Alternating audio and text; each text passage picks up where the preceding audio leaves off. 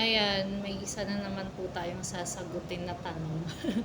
Ang sabi dito ni sis or brother, this is 8044. May diwata ka din bang gabay? Ano naman masasabi mo sa mga diwata kung meron? Ha? Oo.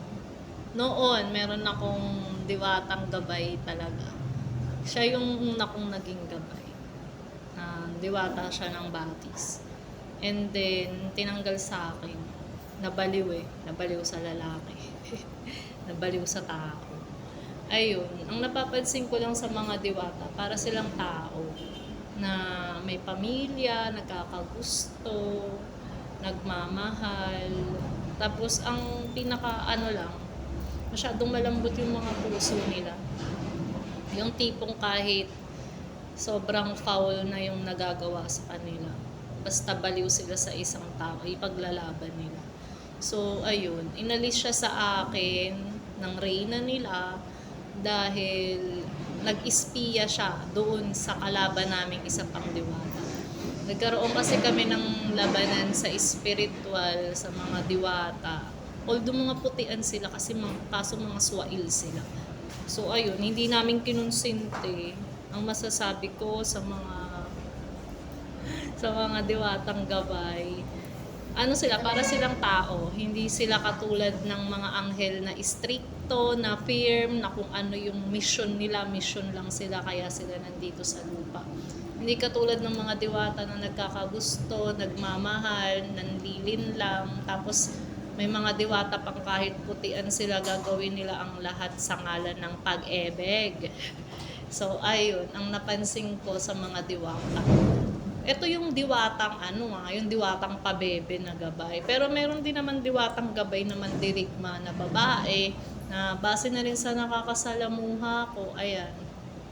Okay naman yung mga mandirigma, medyo stricto naman sila kumpara dun sa mga ibang taga-heal, yung taga-hilot, taga-gawa ng healing water, yung mga ganyan. Ayun. Itong diwatang mandirigma na to, matakaw lang. matakaw sa mga pagkain pang tao, yan. Hilig din ng mga engkanto at mga diwata kasi yan yung mga pagkain ng tao, kaya minsan nandito rin sila sa lugar natin na sape, nakikisama kasi nga sa mga pagkain gusto nilang makikain. So ayun, ang masasabi ko sa mga diwatang gabay, hindi sila ganun ka-firm, hindi sila ganun ka-stricto, hindi sila ganun ka-focus sa sinumpaan nilang tungkulin. Pag inilagay sila or tinoka sila sa isang katawan, nagagawa nilang mag-focus, lalo na pag napamahal sila sa iba. Kunyari, kahit ikaw pa yung kaisa nila or ginagabayan nila, pag pag napamahal sa ibang tao, kahit mangkukulam pa yung mahalin, kahit mambabarang pa yung mahalin, gagawin yun lahat. So ayun lang ang pangit sa mga diwatang gabay. Ano sila, masyadong malambot yung puso nila. Gagawin ang lahat, hahamakin ng lahat. Makasama lang nila yung taong gusto nila. So yun yung masasabi ko sa mga diwata. Based yun sa experience ko. Ayun.